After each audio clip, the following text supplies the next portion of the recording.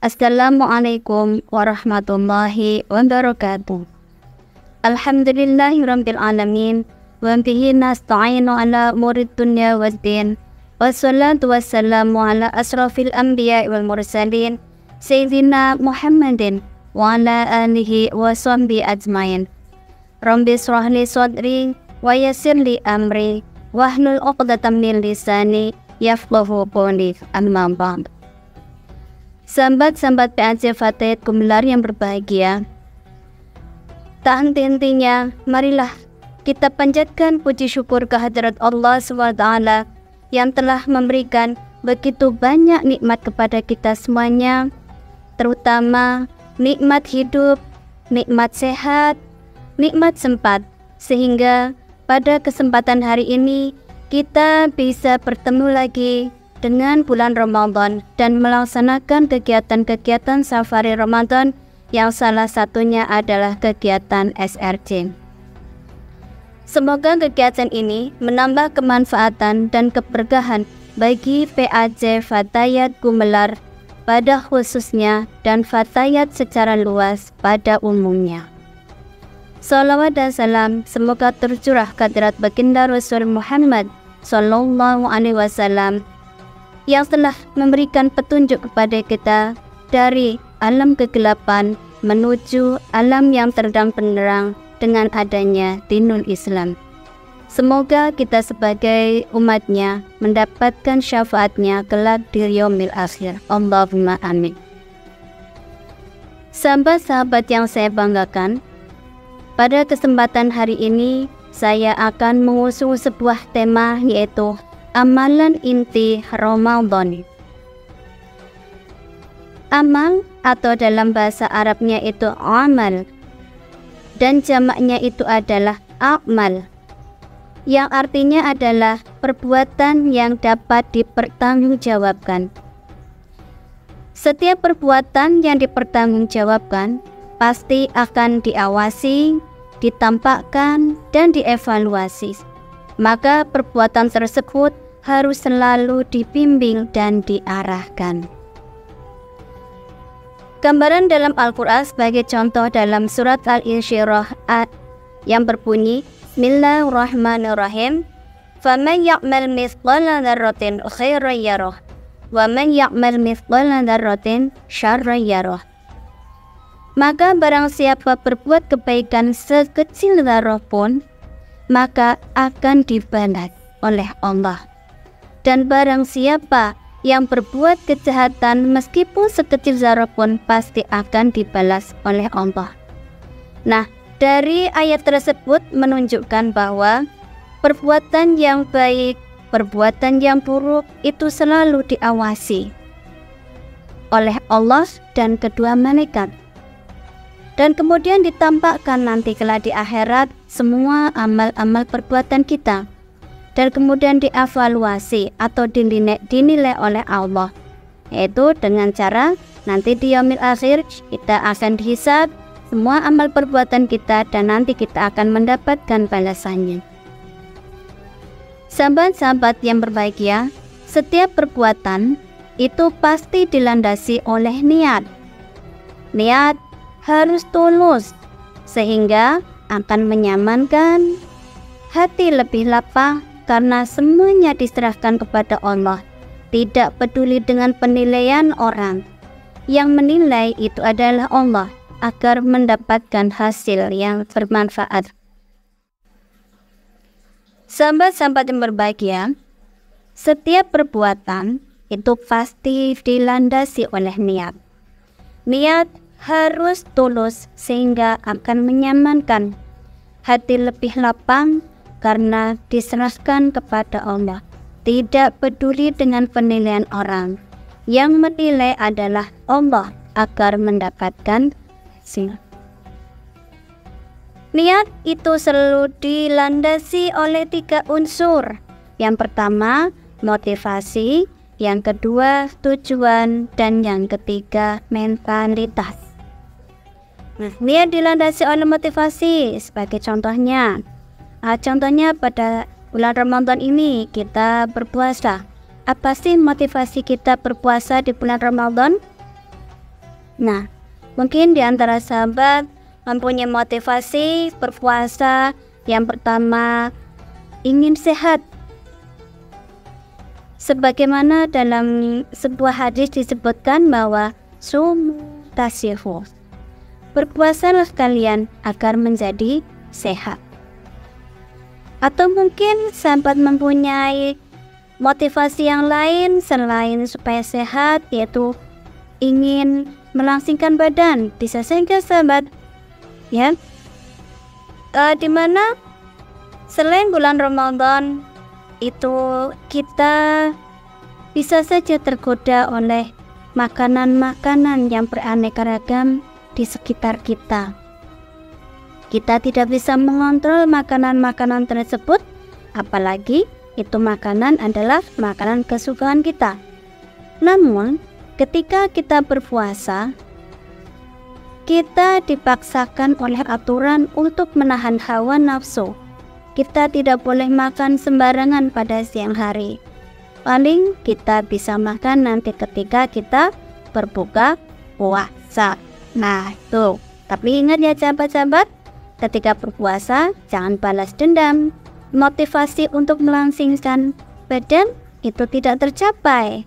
Justru badan kita akan semakin melebar, ya, karena tadi makanannya apa saja dimakan. Balas dendam ketika siang tidak makan, ketika berbuka puasa apa saja dimakan. Nah, atau mungkin motivasi yang lain ketika berpuasa, sahabat-sahabat bisa motivasi karena ingin mendapatkan THR, bisa saja. Ya, tapi kan itu bukan level kita lah ya, insya Allah ya. Kalau itu adalah motivasinya anak-anak pasti ya, ingin kalau puasanya itu penuh, biasanya sokan nanti dikasih upah ya THR begitu ya. Itu kan anak-anak, tapi kan kita tidak lah insya Allah ya. Kemudian dia dilandasi juga oleh tujuan. Apa sih kita tujuannya melaksanakan ibadah puasa? Nah, ini disebutkan dalam surat Al-Baqarah ayat 183 yang berbunyi, Bismillahirrahmanirrahim. Ya ayyuhalladzina amanu kutiba alaikumusyamu kama kutiba alal ladzina min qablikum la'allakum tattaqun. Hai orang-orang yang beriman, diwajibkan atas kamu berpuasa sebagaimana telah diwajibkan oleh orang-orang sebelum kamu agar menjadi orang yang bertakwa. Jadi tujuan kita berpuasa pada bulan Ramadan adalah untuk menjadi orang yang bertakwa. Kemudian ini juga dilandasi oleh mentalitas ya, sebagaimana contohnya seperti ini sahabat yang biasa kita lihat dalam bulan Ramadan ini ya, mentalitasnya kadang bisa naik, kadang bisa turun mentalitasnya. Seperti salat tarawih di masjid. Nah, kita lihat 10 hari pertama, 10 hari kedua, 10 hari yang ketiga. Nah, 10 hari yang pertama itu pasti penuh masjidnya. Banyak sekali yang mau melaksanakan sholat tarawih di masjid, bahkan sampai luber ya, masjidnya tidak muat. Nah, tapi ketika 10 hari yang kedua kita bisa lihat jamaah sholat tarawihnya itu mulai menurun. Mungkin alasannya karena uzur, atau mungkin karena sakit, atau mungkin bahkan karena malas ya sahabat. Nah, itu berarti apa? Mentalnya mulai menurun, niatnya tidak kuat lagi karena mungkin capek juga mungkin. Nah, kemudian kita lihat pada 10 hari yang terakhir. Wah, itu bisa kita lihat semakin menurun lagi ya jamaah sholat tarawihnya. Nah, itu berarti mentalnya sudah mulai menurun lagi ya. Nah, nanti agak naiknya 10 hari terakhir itu ketika pada malam Lailatul Qadar pada tanggal 21, 23, 25, 27 atau 29. Nah, kalau saya melihat di sekitar saya ya sahabat, mungkin di sekitar sahabat mah tidak. Kalau di sekitar saya tuh kalau pada malam Lailatul Qadar tuh banyak penuh lagi. Kenapa? Kebiasaan ada adatnya yaitu dengan adanya tumpeng atau makan bersama. Nah itu baru penuh lagi. Tapi nanti ketika tanggal 22, 24, 26, 28 mulai sepi lagi. Nah itu menunjukkan bahwa niatnya itu mempengaruhi mentalitas kita pada bulan Ramadan. Sahabat-sahabat, sekarang yang menjadi pertanyaan adalah apa sih yang menjadi amalan inti pada bulan Ramadan? Nah, nanti ada amalan-amalan malam dan ada amalan-amalan siang yang akan kita petakan. Amalan inti pada bulan Ramadan yang pertama adalah sholat. Sholat itu ada dua macam, yaitu yang pertama sholat fardu atau sholat wajib yang kita laksanakan pada waktu subuh, zuhur, asar, maghrib, dan isya. Usahakan sholat fardu kita itu bertambah kualitasnya, karena nilainya bertambah juga pada bulan Ramadan. Nah ini yang ditambah kualitasnya ya sahabat. Nah seperti contoh seperti ini. Biasanya di bulan Ramadan sholat fardunya itu secara munfarid atau sendirian. Nah ketika pada bulan Ramadan usahakan kalau tidak ada alasan tertentu sholat fardunya itu dikerjakan secara berjamaah, baik di rumah ataupun di masjid dan mushola. Nah ini maksudnya kualitas ya. Kemudian yang kedua yaitu sholat sunnah atau nafilah, jamaknya adalah nawafil. Nah paketnya pada bulan Ramadan itu biasanya sholat tarawih, sholat tahajud, dan sholat witir. Nah sholat tarawih selalu kita laksanakan setelah melaksanakan sholat fardu isya ya. Kemudian sholat tahajud itu juga dianjurkan sekali. Nah ini dilaksanakan ya sahabat-sahabat ya. Kita tingkatkan kualitasnya ibadah kita ya. Pernah ditingkatkan lagi. Yang di luar bulan Ramadan tidak pernah tahajud, usahakan pada bulan Ramadan kita laksanakan sholat tahajud. Bisa mengambil waktu ketika setelah kita memasak ya sahabat. Setelah memasak kita akan bangun jam 1:30 atau jam 2. Nah setelah masak nanti sekitar jam 3 kita melaksanakan sholat tahajud. Baru setelah sholat tahajud kita kemudian makan sahur, karena makan sahur yang paling utama disunahkan di akhir ya, di akhir sebelum sholat subuh atau sebelum imsak ya. Oh disunahkan sekali kalau sahur itu di akhir waktu. Kemudian sholat witir itu biasanya mengiringi sholat tarawih ya. Setelah sholat tarawih selesai kita melaksanakan sholat witir. Tapi tidak harus ya sahabat. Sholat witir itu bisa setelah sholat tarawih atau mungkin ketika kita sholat tahajud kemudian ditutup dengan sholat witir, boleh-boleh saja ya. Nah sahabat, ada sholat sunnah yang paling utama ya, paling utama dilakukan yaitu sholat rawatib, sholat yang mengiringi sholat fardu ya. Ini ada 12 rakaat.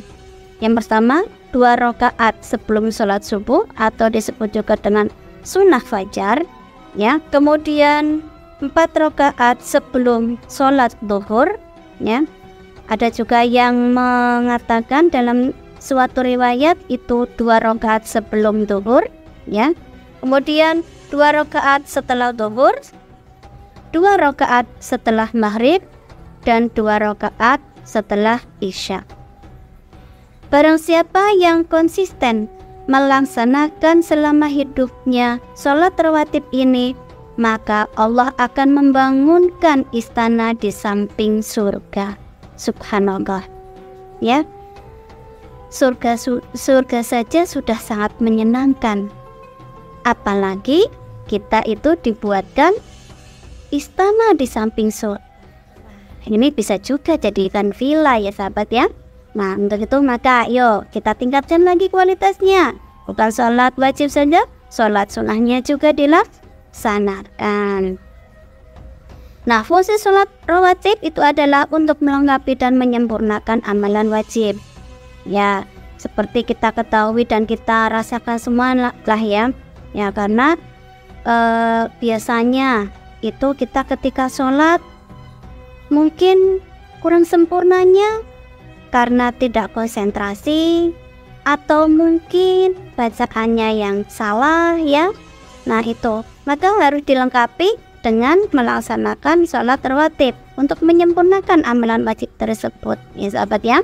Nah kan kita biasanya ya kalau sholat ketika Allahu Akbar iya khusyuk, tapi ketika setelah itu ya biasanya ada saja yang masuk dalam pikiran. Pada awalnya memang kita tidak memikirkan, tapi tiba-tiba saja terfikirkan begitu ya. Jadi itu yang membuat kita tidak konsentrasi. Kemudian ada sholat nafilah atau sunnah yang mutlak. Kalau tadi sholat rawatib, nih kemudian ada sholat yang mutlak. Sholat mutlak ada yang terikat waktunya dan ada yang tidak terikat waktunya. Nah, sholat yang tidak terikat waktunya, misalkan sholat sunnah wudhu atau syukrul wudhu. Ya, jadi ini sholat sunnah yang dilakukan setelah kita wudhu. Ya. Kemudian sholat tahiyatul masjid itu juga sunnah mutlak yang tidak terikat waktu. Jadi sholat syukrul wudhu atau tahiyatul masjid itu bisa kita lakukan kapanpun dan dimanapun ya. Kemudian contoh yang sholat yang terikat dengan waktu, contohnya adalah 4 rakaat sebelum sholat asar atau yang biasa disebut dengan qobliyah. Kemudian di antara adzan dan iqamah pada sholat isya atau disebut juga dengan qobliyah isya. Nah jadi sebelum kita melakukan sholat tarawih sangat dianjurkan ya kita melaksanakan qobliyah isya karena pahalanya lebih bagus daripada sholat tarawih ya. Qobliyah itu isya lebih bagus pahalanya dari sholat tarawih, jadi jangan sampai ditinggalkan. Kemudian ada contoh lagi sholat duha. Nah mungkin kita di lain bulan Ramadan karena mungkin kesibukan atau lupa atau alasan apapun kita tidak melaksanakan sholat duha. Usahakan pada bulan Ramadan kita laksanakan sholat duha ya. Nah sholat duha itu ada 3 waktu. Yang pertama waktu syuruk ya. Waktu syuruk sih kapan? Waktu syuruk itu ketika terbit. Nah waktu syuruk itu kurang lebih waktunya 15 menit setelah terbitnya matahari. Nah ini pahalanya besar sekali sahabat. Pahalanya itu seperti haji dan umroh. Jadi jangan berputus asa kalau kita itu tidak bisa melaksanakan umroh dan haji ya, maka kita laksanakan sholat duha pada awal waktu yaitu awal syuruk. Nah kemudian waktu yang kedua yaitu pada waktu pertengahan, yaitu diantara sholat duhanya jam 9 sampai jam 11. Nah itu ya, kalau nggak bisa waktu syuruk ya waktu yang kedua, waktu yang pertengahan.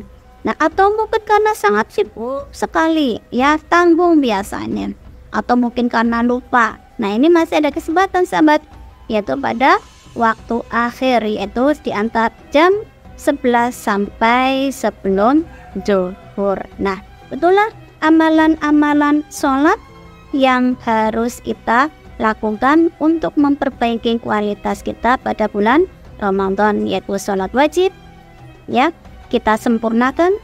Kemudian sholat sunnah tadi ada surah nawafilnya.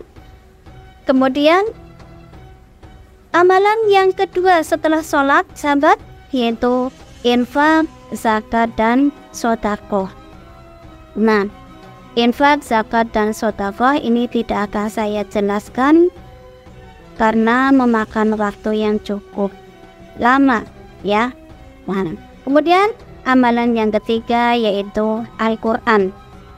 Nah, Al-Quran bisa dengan qiraah atau membaca, atau yang disebut lazimnya tadarus Al-Quran, begitu ya sahabat, seperti yang sudah kita lakukan, yaitu dengan adanya grup Mifda. Nah, itu berarti sedang membaca Al-Quran. Nah, itu sangat bagus pada bulan Ramadan. Kakak muslimin sedang berlomba-lomba untuk memperbanyak amalnya, ya, memperbanyak ibadahnya dengan membaca Al-Quran.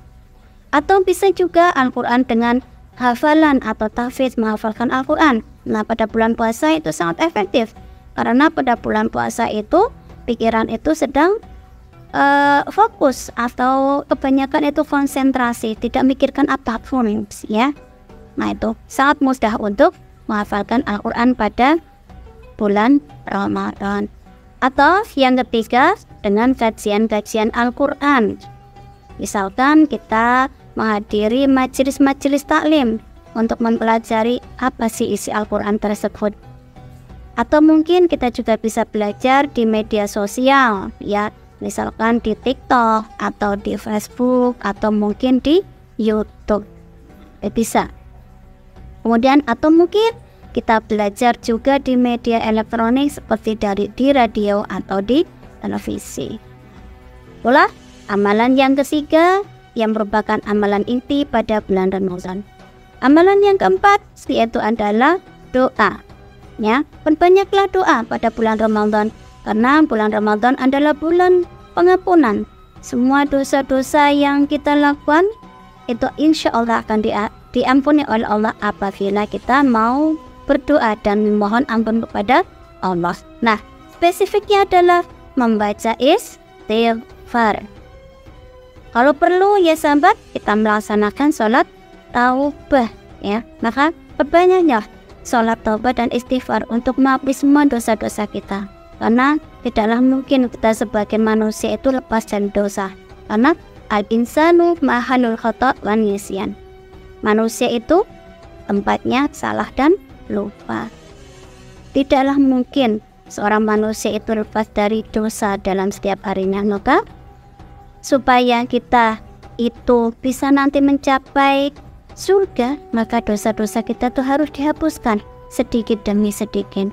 Dengan cara tadi berdoa, yaitu yang spesifiknya dengan membaca istighfar dan sholat taubah. Nah, sahabat, dari 4 amalan inti Ramadan tersebut, kita bisa petakan amalan siang dan juga amalan malamnya.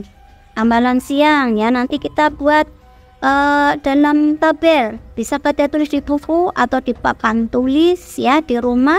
Itu ada amalan siang, kemudian ada amalan malam. Kita bagi apa amalan siangnya. Nah, kalau sholat berarti sholat subuh, zuhur, asyar, ya, itu masuk ke tabel amalan siang. Berikut dengan sholat qobliyah dan ba'diyahnya. Kemudian sholat sunahnya, misalkan sholat duha, kemudian sholat itu tadi apa, sholat duha, kemudian sholat syukrul wudu, sholat tahiyatul masjid bila kita sholat di masjid secara berjamaah. Nah, itu bisa dimasukkan ke amalan siang. Nah, untuk sholat syukur wudu dan sholat tahiyatul masjid juga bisa dimasukkan ke dalam amalan malam, ya, bisa masuk amalan malam.